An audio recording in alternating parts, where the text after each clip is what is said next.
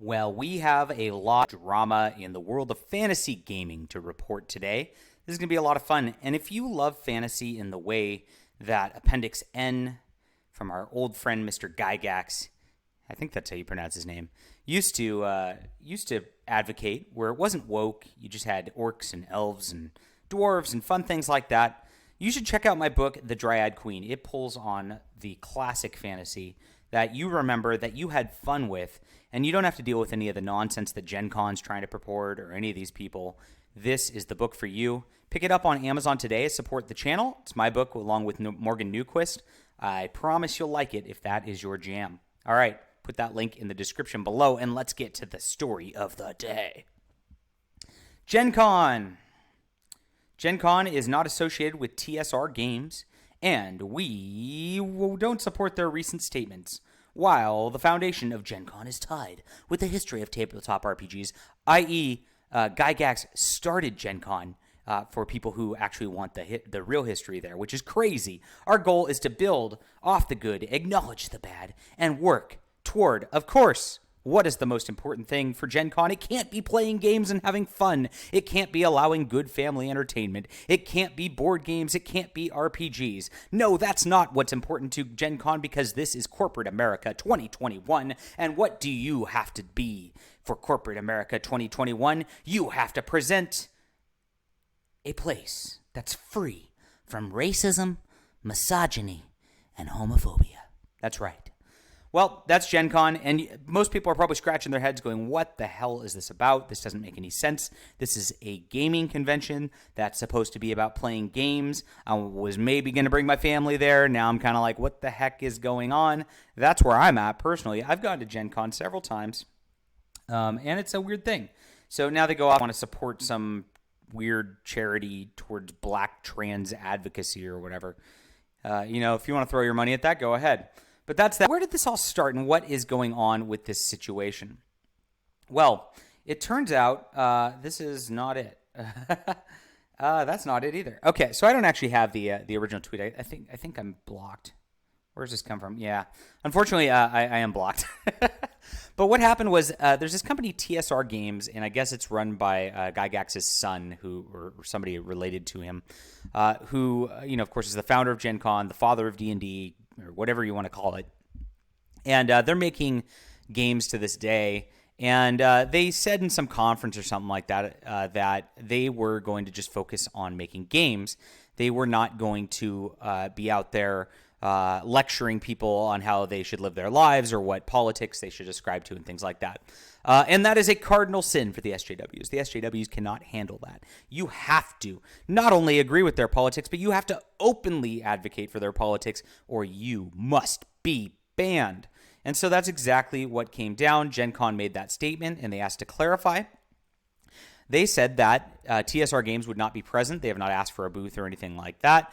But if they did, GenCon would ban them. And that is where we're at today. GenCon is banning those who actually created the games that they actually are supposed to be trying to promote. They created their convention even. And this is why you can't allow SJWs to ever get a foothold in anything. They ruin everything 100% of the time. So now we're at like full DnDGate at this whole deal. And that's what I was trying to show beyond this.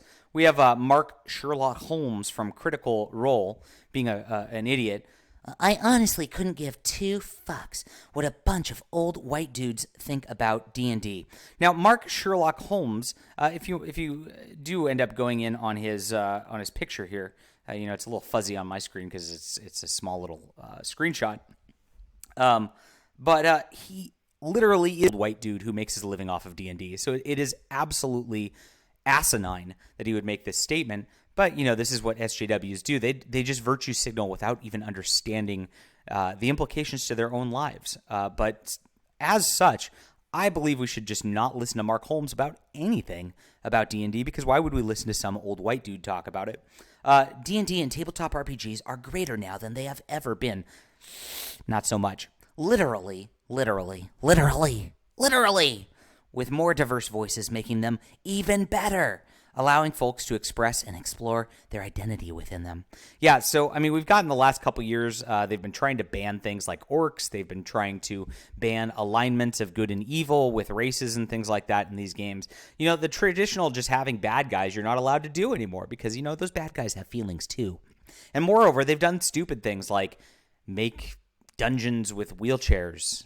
Like that makes sense. It's just asinine on every level. Now, I'm not opposed to people having fun or whatever, but it's just absurd when you start to get into this stuff, and it doesn't make any sense because they just want to push the social justice narrative and ruin everybody else's gaming experience in the process so that you're not actually enjoying just this fun swashbuckling adventure where you are using your magic missile and shooting at a kobold. Nope, that would be racist. Instead, you have to, I guess, dialogue with the kobold and find out why they've been oppressed is what D&D is supposed to be at this point. But that's where they're going. Now, before you get all up in arms and supporting TSR games with all this nonsense.